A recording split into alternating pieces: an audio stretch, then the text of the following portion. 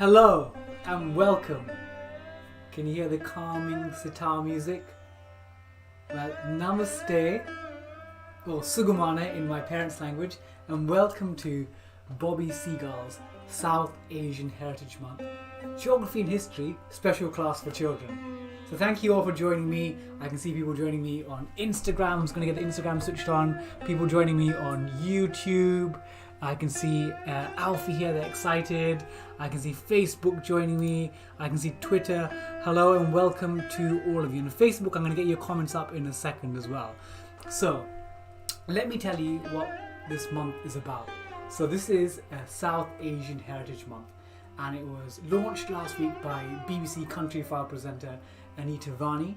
And founding partners were Jasvir Singh, a barrister who does Thought for the Day on Radio 4, and Dr Binita Kane, who also was part of a BBC One documentary on Partition. So it's a month celebrating all that's wonderful about South Asian culture. So we're looking at countries. If I've got my globe here, have a look at my globe here. So I've got India, Pakistan, Bangladesh, Sri Lanka, Nepal, Bhutan, Afghanistan and the Maldives, and seeing their connection with British history. So hopefully today in this class we'll have a sense, a bit more of a wider Asian context. We're also looking particularly at India, where my parents are from, and Kerala. So I'm going to get my YouTube comments coming up, and I'll show you what's been going on throughout the summer. Let's have a look.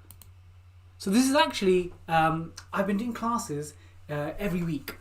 I've had maths classes throughout, I've had geography classes, history classes, football and family quizzes. And actually today is the final class of term, but it's going to be a great one. So thank you all for joining me. So let's have a look. I'm going to try and get my YouTube working as well. So I want to make sure that the YouTube people are all live with me. So if you're on YouTube, give me a little signal, a little holler. Okay. So, South Asian Heritage Month. An amazing schedule of events. So as you can see, if you go to SAHM_UK on Twitter or Instagram, you can find all the program of events that they have. And if you missed a couple of days ago, in fact a few days ago, on Saturday, I did a South Asian Heritage Month themed family quiz. It's still on YouTube, and again you get to see some great charades of Mr. Seagull. So before I do that, let me have a look at some of the homework that we've had this term come up. So we've had Karina sending through from Ireland some brilliant dances and a poster about Ireland. And Oscar, some of my highlights, he sent a poster of the Great Five London. And Lisa and Hayden have been to all my classes. There's a South Africa poster and a poem about the suffragettes. And thank you Jasmine, 9-year-old Jasmine, who drew a picture of me for my quiz on Saturday. And I look very enthusiastic and very energetic. So thank you for that. And thank you Sarah, who's joining in my classes as well. Okay, let's have a look.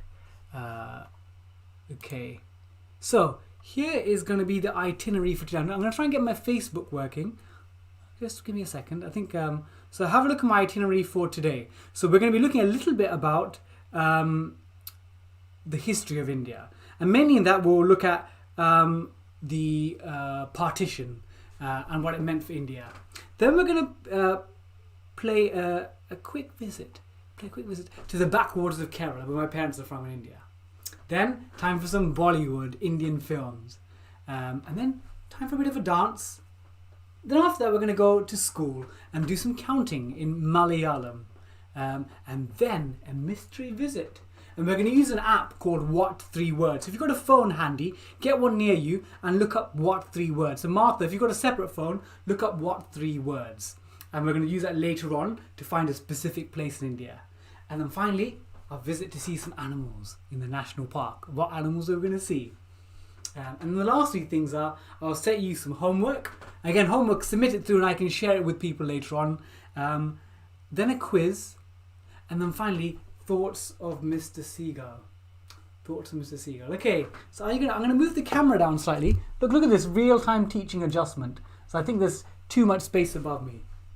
Okay, I think we're good. Okay, so let's have a look. Can you see the Indian flag? Can you see the Indian flag? So I'm going to show you something about the flag. So if you look, there are three bands. there's an orange band, but the orange band is actually saffron. It's saffron. Then the white band, and then the dark green band. And the saffron band, it represents courage and sacrifice. The white band represents purity. And then the green one almost represents the land, faith and fertility. But the thing that's quite unique about the flag is the bit in the middle, isn't it? And some of you, I got an island flag behind you. It looks a bit like the island flag, but it's not the island flag. It's got the same colours. There's a wheel. There's a wheel. And in the wheel, there are 24 of these. Almost like, you know, bicycle spokes, 24 of them. But this is called the Dharma Chakra. Dharma Chakra. And you know, it's not going to come from your test. I do a little test at the end.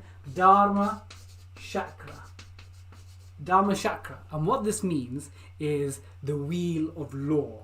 It's actually a Buddhist symbol. So in my quiz we looked at, so the Buddha, Siddhartha Gautama, was born in Nepal in a place called Lumbini. But the wheel is actually a Buddhist symbol.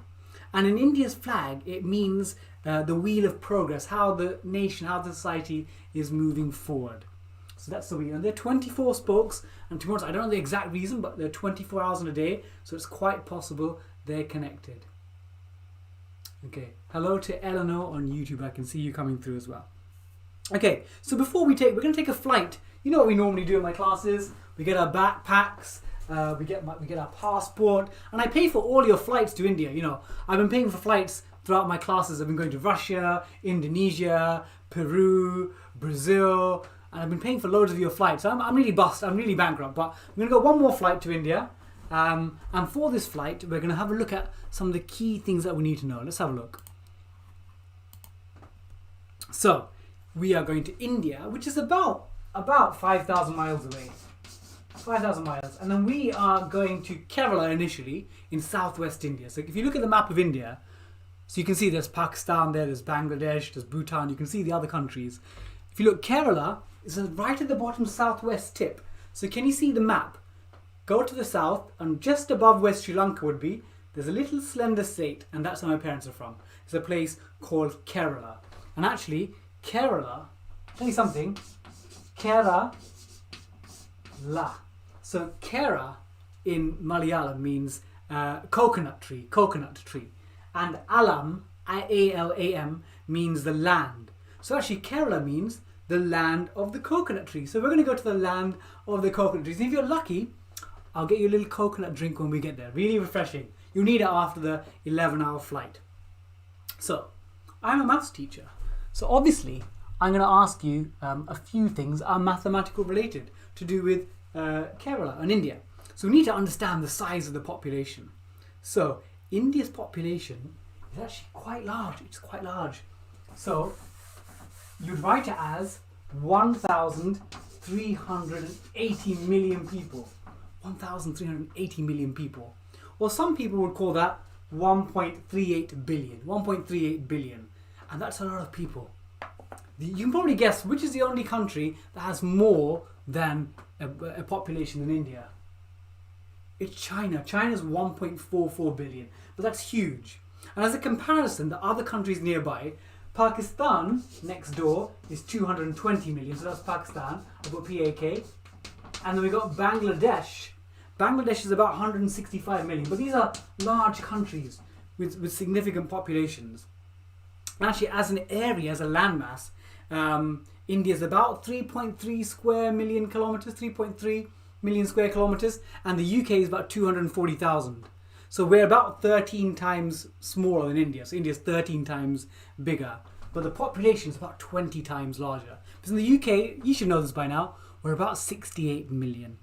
Okay, are you ready for the flight? Okay, so it's the last flight outwards. Okay, I've got your passport. I've got my backpack, got the tickets, everyone, yeah? Are we all ready? All ready? Okay. It's going to be an 11-hour flight. We're going to stop off in Dubai, have a look at the Burj Al Khalifa, some of the impressive structures. Are you ready? Let's go.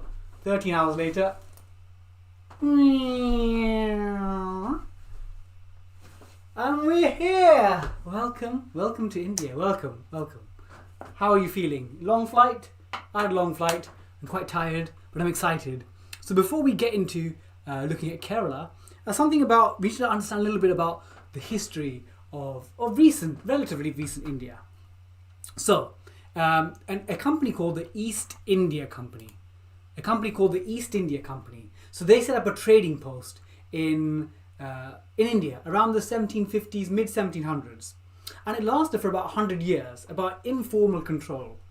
But by 1850, I think it was about 1858, the British formally took control. So before, it was an informal network, the East India Company. But by 1858, the British Crown took formal control. And by the mid-1870s, Queen Victoria, and if you did my quiz on Saturday, she became the Empress of India. And Benjamin Disraeli, our Prime Minister, said, Madam Queen Victoria, you can be Empress. She became Empress about 1876. So about 58 is when the formal British Crown ruled. So obviously, as we saw with many countries in sort of world colonial history, 19th century was a time for colonial expansion. Britain, Portugal, Spain, Germany expanding through different parts of the world like South America, Africa and Asia. And in the 1900s, many of these countries sought independence. And the area of India was no different. So in 1947, a man called Mountbatten, so Lord Mountbatten, he was the last viceroy in charge of the British Raj, or British India.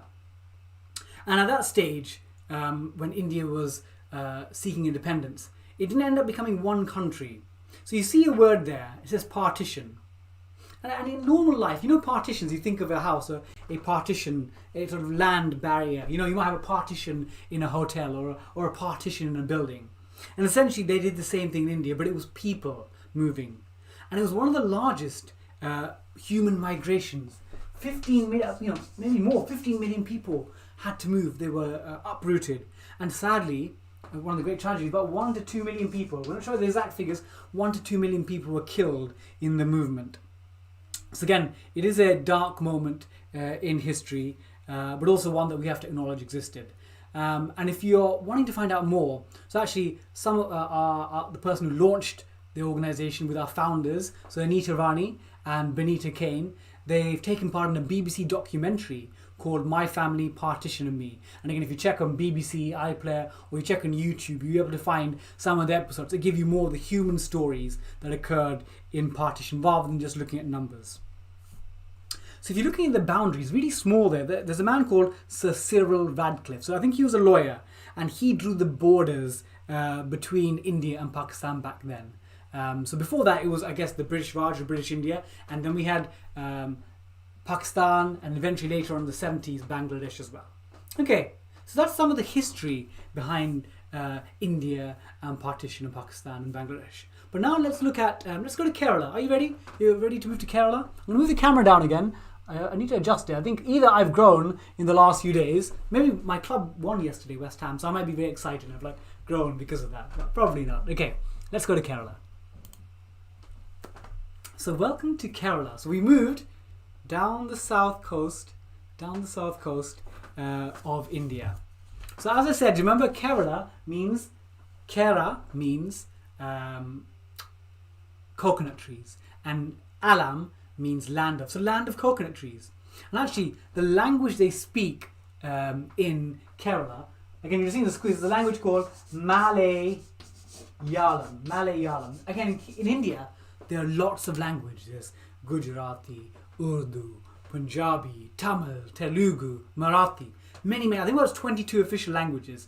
And Malayalam is one of them spoken in Kerala. And the reason I've got the backwaters there. So the backwaters are almost like, has anyone heard of Venice? We've actually done a class on Venice, I think, as part of our geography classes. But there's a network of lagoons, lakes, canals, and rivers. And these houseboats, again, this is slightly damaged. This was actually fully intact. My cousins got me this from India. A houseboat, you can stay on it and you can sort of float through serenely. Again, fishing, getting some food there, stopping off by some villages. So people will do this. Again, nowadays, it's aimed more at tourists. But historically, families would have travelled along using houseboats. But I'll tell you what, one of the most exciting things in Kerala is the Nehru Trophy boat race.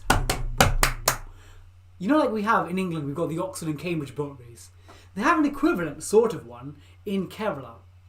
And Nehru, actually, the name, he's a famous figure in Indian history. He was actually the first Prime Minister. So you know we had independence in 1947, so in August 1947. Remember that date? 1947 was independence. So a man called Jawaharlal Nehru became the first Prime Minister. And actually, he studied his university days in England. So I did my master's and I'm doing my doctorate at Cambridge University. And he did it there as well. So in a place called Trinity, Cambridge. So they have the Nehru boat race, which is really exciting. So if you're ever there in Kerala or in India, come tell me, I'll come with you and we'll go maybe take part in the boat race. Very exciting, a spectacle of water and lots of people paddling furiously down a river. Okay, so we're something about Kerala now.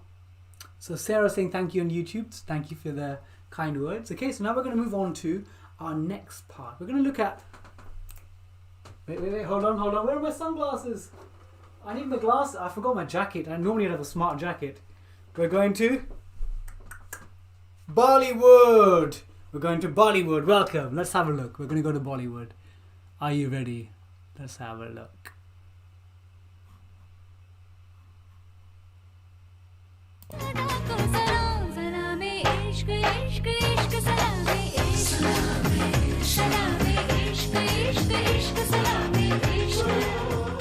The city has the glamour, the fans and the world's largest film industry. The size of it puts Hollywood to shame, as Bollywood makes over 1,000 movies every year. And with backdrops like this, it's not surprising. Wow, Bollywood. So obviously we've heard of Hollywood and they make a lot of our films that we see on Netflix or Amazon Prime or the cinema, wherever you choose to go. But the Indian equivalent is called Bollywood. And its name originally stems from the 1970s, from Bombay, which is now known as Mumbai, as you saw in the video there. And they make like up to 1,000 films a year. And some of the key names is like Amitabh Bachchan, Shah Rukh Khan. And if you've seen Slumdog Millionaire, it gives you a sense of how big the film industry is in India.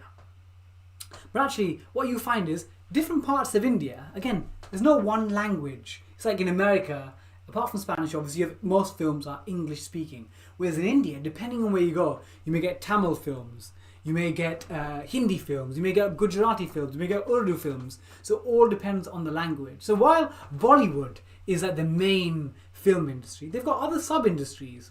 So again, where my parents are from in Kerala, where they have their houseboats, remember their language is called Malayalam. So because of that, the industry there is called Mollywood. Mollywood, as in, yeah, Hollywood but with the M, so Mollywood in Kerala. And if you go further up to Pakistan, I think around Lahore, one of their cities, they got something called Lollywood, like a lollipop. So you got Mollywood, Lollywood, and then the main one obviously is Bollywood. But all these film industries, and again, one of our founding launches of the South Asian Heritage Month, Anita Rani, a Countryfile presenter, she's done a documentary, and I think it's called The World's Biggest Film Industries. Again, if you check out BBC iPlayer, YouTube, you'll find it somewhere there. Again, she's done a 2-part documentary looking at the impact of Bollywood on world cinema. So, Bollywood films, they're known for their drama, intrigue, betrayal, families, love, dancing, colour. We can't do that without getting involved in a dance, can we? But we're going to do a slightly different dance, not the one that you're thinking, typical Bollywood dance. So, who's heard of will.i.am? will.i.am. I've heard of will.i.am. So he's part of the Black Eyed Peas. I think one of the best bands in the last 10, 15 years. Very cool band. But will.i.am is on The Voice. You know the show on ITV? Is it ITV or BBC? BBC, I think. Where you press the buzzer and go, where you're standing behind, you hear a song go... Well, he's one of the judges on that. He had a song in the last few years, It's My Birthday. Have you heard of it? You must have heard of it. It's my birthday, I'm gonna spend my money. You've heard that. You probably look it up afterwards. You've definitely heard of it. Well, actually, the song is based on a Tamil song by a man called A.R. Rahman. And you can see a picture of A.R. Rahman here. A.R. Rahman is considered like the Mozart of Madras, and that's a city in southern India. So A.R. Rahman created lots of songs for lots of films. And will.i.am sampled It's My Birthday for a film song called Urvasi. So Urvasi came out in the early mid 90s, about 94, song in Tamil. And we're going to have a little bit of a dance to that. And you know, I like getting up ready for dances. So they have a shirt. I'm going to put my shirt on. So get ready for a bit of crazy dancing. Are you ready? This is our last crazy dance of the year. I'm going to have to try and get these crazy dances for my family quizzes, aren't I? Let's have a look. Crazy dances. Okay. So this is going to be a Tamil song. And honestly, look it up. It's my birthday. Will.i.am song. It's a Will.i.am song. So I got my shirt. There's a slightly different colour to the one that the guy is wearing in the actual dance, but it looks close enough. There we go. Okay, are you ready for this dance? So, Lisa's asking, did A.R. Rahman also do the Slumdog Millionaire song Jai Ho? Yes. So A.R. Rahman is, when I guess people in the West need someone to have an Indian influence song, they go to him. So he influenced Slumdog Millionaire as well. So Martha's ready for the crazy dance. Let's go for it. So this is from Urvasi. So look up Will.i.am afterwards. You'll find the same song or a sample version. Here we go. Let's see if I can get it. Let's see here.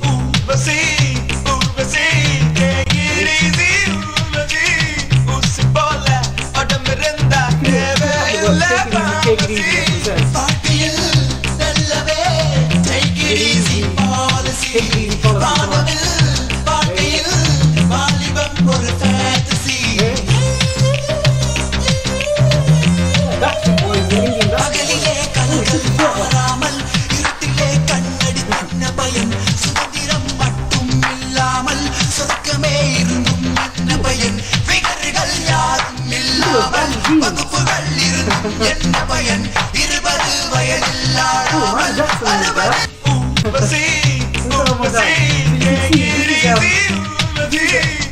When we think of Bollywood dancing, right, it shows in India there are so many different subcultures. And this one is, yeah, Take It Easy Policy, Urvasi, Tamil song 994, A.R. Rahman wrote this their song.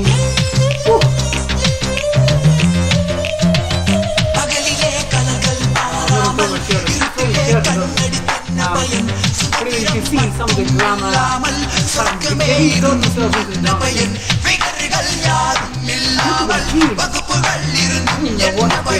We'll come back to that. I'm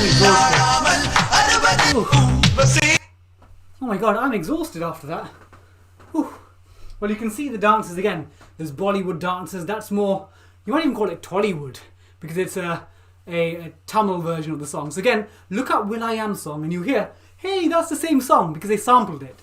Okay, back to my cricket top. Oh, I'm going to have a sip of water, because that little dance, we'll come back to the dance for our final thank you at the end. So again, this class is part of my normal class. I would have wanted to go to India for my geography adventures, but this is part of South Asian Heritage Month, celebrating the connection between Britain, India, Pakistan, Bangladesh, Nepal, Bhutan, Maldives, and seeing, almost like celebrating the connection between the two communities. Again, like my identity is, my parents are from Kerala, from South India, but obviously I'm born and raised here, so obviously there's a dual identity, dual connection, celebrating the joys of that. Okay, let's move on now. We're going to do a bit of counting. We're going to do a bit of counting in Malayalam. And there's the dance, there we go. Okay, so I've got a little phonetic pronunciation. Let's have a look. So these are the numbers in Malayalam. So number 1 is unnu. So unnu. Say that for me. Unnu. 2 is randu. You got that? 3 is moona. Sort of says it there. Moona. 4 is nala. And 5 is anju. Let's try it again. Martha says her and her dad love my geography lessons. Thank you. I'm a big fan of them too. Okay, let's try and count it. So unnu, randu, moona, nalu, anju. Let's go count downwards now, okay? Anju, nalu, moona, randu, unnu. So again, India has so many different languages. We could have done this in Hindi, could have done this in Gujarati, could have done this in Tamil, in Punjabi, about 22 main languages. So again, let's do some testing of your counting skills. Let's do some testing. Okay, so if I said Randu times Randu, what would you say? Nalu, isn't it? Okay, how about Anju take away Nalu? Unnu. Okay, let's do one more. How about Moona plus Randu? Moona plus Randu. Anju. Yeah, there we go. See, you got the basics of Malayalam. I can leave you here, I can leave you in Kerala, and you'll be fine. I wouldn't do that. That's a bit mean. It's a bit mean. Okay, so we've got a few more bits in the second half of the class. Because it's the last class. We're going to look at another app that we've seen before. I think in my island lesson we looked at it. So if you've got your phone, get your phone out and type out what 3 words. I'm going to tell you the story. Again, if you've heard this before, it's reinforcing. If it's new, it's an exciting story. So a few years ago, there's a lady called Jess Tinsley, and she got lost in a forest in County Durham. And they were panicking. It was cold, it was wet, they're in the middle of the forest, and they were really concerned about their health and safety. They didn't get any phone reception, but eventually they did. And they called 999. And when they called 999, 999 said, hey Jess, why don't you download something called What 3 Words? You can tell us where you are. So they went, downloaded the app, or they went to the website, What 3 Words, what3words.com, and then from there, they worked out where they were, just using 3 words. And I'll tell you how this works. So you can sort of see a little grid. What they've done is, the earth is split up into boxes. 3 meters by 3 meters. So each box is 3 meters by 3 meters. And do you know how many of them there are? There are 57 trillion of them. 57 trillion of them. And actually, you can identify every place on the earth using just 3 words. Using just 3 words. For example, on your phone, if you've got it, if you type in slurs, like S-L-U-R-S, then this shark, slurs this shark, you should get 10 Downing Street. Again, anyone in the world can use the app What 3 Words and get slurs this shark. So there's almost like an alternate way to GPS. You know, normal coordinates, you've got an X coordinate and a Y coordinate. You might get a longitude or a latitude. This is an alternate way that, you know, as numbers, we can forget, I think. But with this, you just have 3 words. So slurs this shark, if you type that in, gets you 10 Downing Street. And if you look up stage pushy nuns, so stage pushy nuns, it gives you the place where all the photographers are, outside 10 Downing Street. So it's pretty cool. It's a cool way of telling your position. And I've read some of the founders, they're actually trying to map Mars. That'd be very cool. So imagine you're going to Mars one day, like, yes, I want to go to table, pencil, chair. Table, pencil, chair. That could be a location on Mars. Okay, so we're going to do a mystery place. We're going to do a mystery place, but I want you to look it up for me. So let's have a look here. So look up, on again, What 3 Words. It's our last destination before we go to the zoo, as it were. Look up unique finishes revealing. Look up that place for me. I'm going to look it up at the same time to see. So you go to What 3 Words, and then you type in, make sure you put the dot in. Let's have a look. I'm doing it at the same time. What3words.com, and it's going to be unique finishes, and it's going to be a place in India. So unique dot finishes. See, there is an app version of this as well, and the website one. So you can use either revealing, and that gets me. Let's have a look. Aha! And go for the top one, unique finishes revealing, and it gets you. It should get you this. Have a look. The Taj Mahal. The Taj Mahal. So that's our. We're actually heading north. There you go. That's me back in 2016. I think that might have been around Christmas Day. So I went to the Taj Mahal, and the Taj Mahal is one of the most iconic images of India. So it was built between 1632 and 1653, about 22 years. And it's built in a place called Agra, in a state called Uttar Pradesh. So Agra is where the Taj Mahal is. And actually Taj Mahal means crown of palaces, crown of palaces. And it's iconic for its dome, isn't it? Well done, Lisa, spot on for Taj Mahal. Can you see the dome there? It looks a bit like an onion-shaped dome. And the story behind it is the Emperor Shah Jahan, his wife Mumtaz Mahal, she passed away, I think in childbirth. So he was so devastated, he wanted to create a monument for her. So this was almost like her last resting place. So the Taj Mahal was almost like a gift to his wife who had passed away. So you can see this white marble, really beautiful. Again, it was a bit foggy the day I went. But there's a rumour, we're not sure if it's true, that on the opposite side of the river, as it were, he planned to build an identical black marbled Taj Mahal.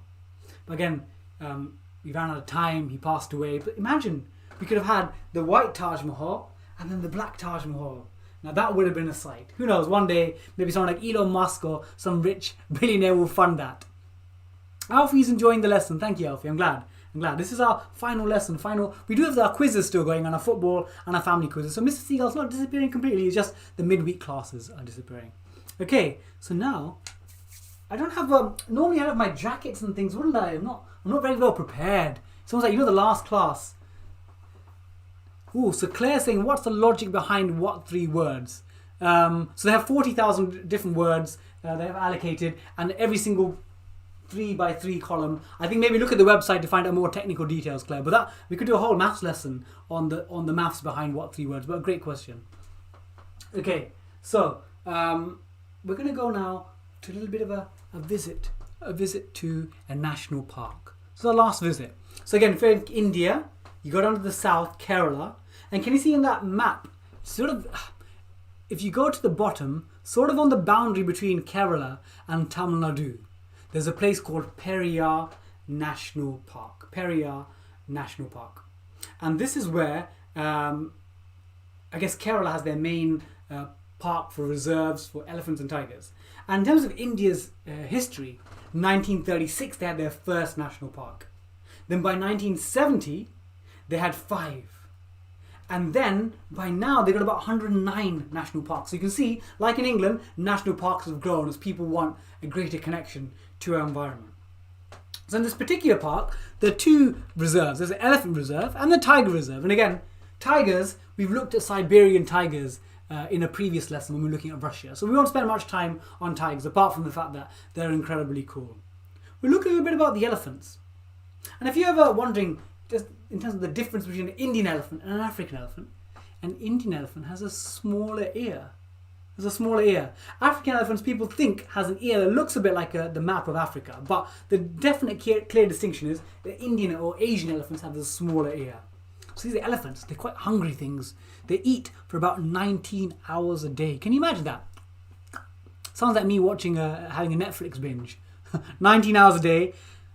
And if you eat for 19 hours a day, what goes in must come 100 kilograms of dung per day. You don't want to be standing behind an elephant, do you? Especially if you've got nice clothes like this. You don't want to be standing behind an elephant. And again, because they're eating constantly, that's why they often need drinking holes, because they need to be drinking at least once a day to make sure that they, again, part of their normal body functions. They're about 6 to 11 feet, so they can be a bit small, the baby ones. The tall ones can be pretty tall, and they weigh about 5 tons. And looking it up, 5 tons is about 3 cars. So you don't want to get a fight with an elephant, because A, they could knock you over, and B, a lot of poop. Don't want these elephants messing around with you.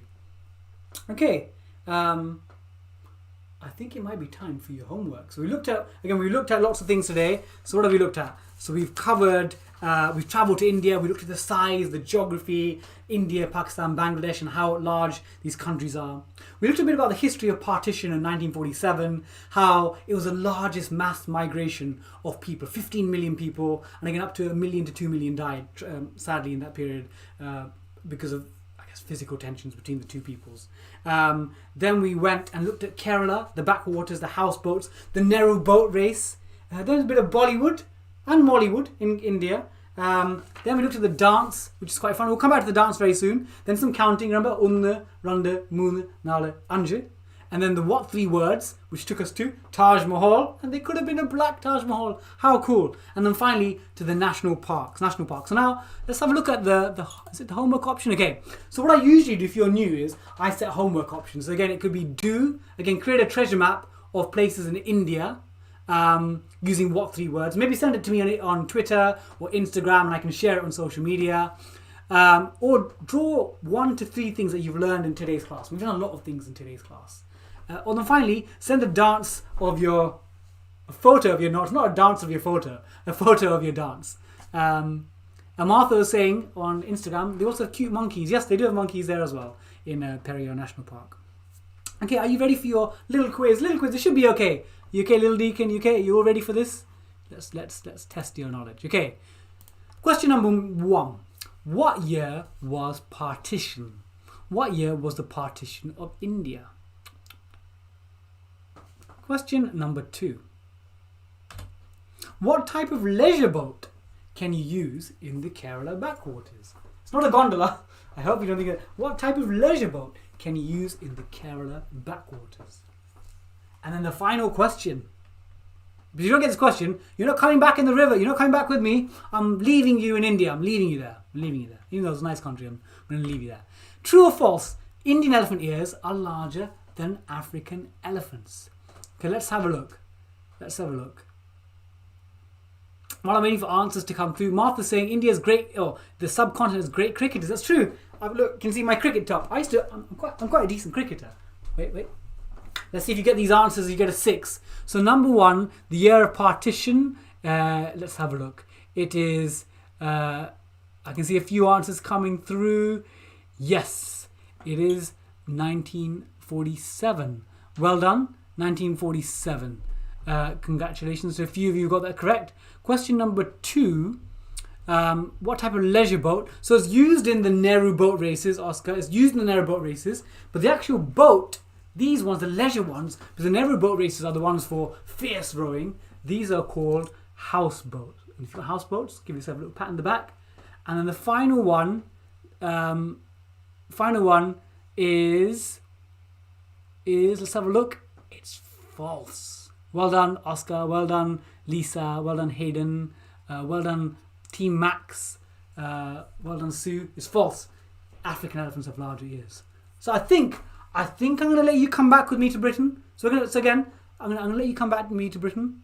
So let's get your flight. Don't leave yet. We've still got thoughts on Mr. Seagull.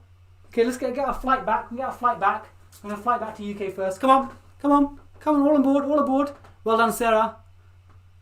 Well done, Nathan. Come on, we're going to go back. Come on. We're back in London. These flights with Mr. Seagull are very quick, aren't they, Martha? Okay, so what I usually like to do is, we're still going to have a thoughts on Mr. Seagull. Let's have a look. Thoughts on Mr. Seagull. We've got about 5 minutes left, so we're nearly there. Last class of the year. Joe Wicks finished yesterday. Mr. Seagull finishes today. One more day than Joe Wicks. Okay. Oh, before that, Mr. Seagull's Genius Adventures. Again, I want to show you, if you're new, I've had 2 series out, and fingers crossed I'll get a commission for a 3rd series, and who knows where we might go. We might even go to India. But I want to show you a cool little clip from series 1. I don't think it's an iPlayer anymore. You might have to look up YouTube and other places, but I'll look at series 1, and when we visited Scotland. You're going to like this. Have a look at this. Next time. Braveheart! William Wallace! Freedom! Scotland and the pilgrimage to scientific endeavour. It's quite satisfying, isn't it? Yeah, it is. The heating has caused the starch to undergo Maillard reactions. Science is all around us. The entry velocity has got to be quicker. It's man coexisting with nature. Eric, can we do some quiz questions? There we go. So hopefully you might see me in a series 3 next summer. Fingers crossed. And thank you for all your support and telling lots of your friends and family, again, your schools. Again, I'm hoping, we'll see how September happens. There might be localized lockdowns, so I may continue in a different guise. Okay. So what I did at the start of lockdown, and pretty much day one, is I did something called Thoughts of Mr. Seagull. And this is where I shared ideas about how to think more positively about life. Because I think sometimes life can be difficult, can be challenging, especially now, and it's about trying to get positive ideas. And actually today's is linked to the theme of partition. Because partition was very challenging. You know, many people got killed, many people were upset and angry, and rightly so. And actually, a way to overcome that is, of course, you remember it. You have to remember these things. But it's about forgiveness. And here's a great quote by an American author, an African-American author called Maya Angelou. And she said, "It's one of the greatest gifts you can give to yourself. Forgive everybody." And it's not saying, forget it, don't remember those things. Of course, you need to have a memory of it. But, what does she say? It's one of the greatest gifts you can give to yourself, to forgive everybody. And I think that's the key thing, because of course, there are things that go wrong to us, things that happen to us that we're not happy about. And of course, you have to internalize it, understand what happened, but then for you to move on and to try and build the process of reconciliation, it's really important to forgive people. So again, you can apply that to your simple daily lives. It can be on a world grand stage as well. But forgiveness starts with yourself, and then it, really brings you closer to other people. So be forgiving. So, this is the last class. But again, I'm not completely done. I've still got some more football quizzes. I did a Premier League quiz last night. I've got probably an FA Cup special next week. And this Saturday, my family quiz, you're going to love this. It's on the Olympics! The Olympics! Yes, it's going to be so exciting, because I think today would have been the opening ceremony for Tokyo 2020. But it'll be delayed next year, but we've got the Olympic quiz, so hopefully these quizzes will continue going for as much of the summer as I can. Okay. So we're going to end with a dance, but I wanted to say to all of you, again, my quizzes are going, but this is the last class. I actually think I've got one more maths class for 7 to 12-year-olds next week, but that's separate. It's to do with Newham Libraries, and I'll share that with you. But today's the last of my sort of formal maths, geography and history, so I want to say, I actually received this from someone else, but I want to say a big thank you to all of you, and thank you for supporting South Asian Heritage Month as well. I've had a fabulous time, I had a fabulous class. I've learned so much from you guys. It's been a joy, and again, if you've enjoyed it, I'd love if you can tell your teachers, tell your schools. I really enjoyed that guy from television that does the Monk and the Seagull. He does a great sessions on maths and history and geography, because then I can get more people involved. If I don't really want more localized lockdowns, but if we get more localized lockdowns, I'll try and open these up again. But again, a massive thank you from me to all of you. Feeling a bit emotional here. So again, today's class, we're going to get ready for our last dance. So this class was celebrating South Asian Heritage Month. Again, celebrating all that's wonderful between the connections between Britain and former sort of South Asian colonies, I guess. And we're going to end with that dance. Again, there are lots of events. If you go to SAHM_UK on Twitter, or look it up on Google, you'll find there are more events for the next few weeks going on. But I'll still be here. So again, I'm still around on Twitter. I'm still around. Again, tweet me, Instagram me, Facebook me, message me on YouTube. I'm still around. Okay, so here we are. I'm signing off on the South Asian Heritage Month class. Thank you so much, Martha. Thank you, Desi. Thank you, Oscar, Susan, Sarah, the team Max, Sue, Ella, Oscar, Karina. If I'm missing anyone, Hayden, Lisa. Thank you all so much. It's been a joy, Alfie. So we're going to end on our dance. Here we go. Ooh, where's the dance gone? Here we are, the last dance. So a bit of a dance. It's really hard to choreograph again. One day you're moving, lots of dance. All of it is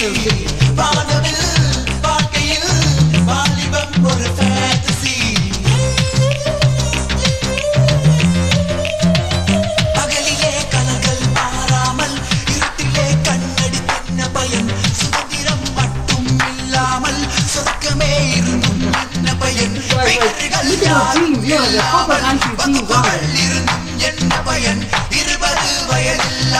That's a much better yeah, so definitely have a look at where I am overseas afterwards. You'll really enjoy it. Whew. Okay, thank you so much. I'm Bobby Seagull. I've had an amazing time with you all in lockdown. You come to the South Asian Heritage Month class. But thank you so much, and I'll see you all soon. Lots of love. And a big thank you. See you very soon.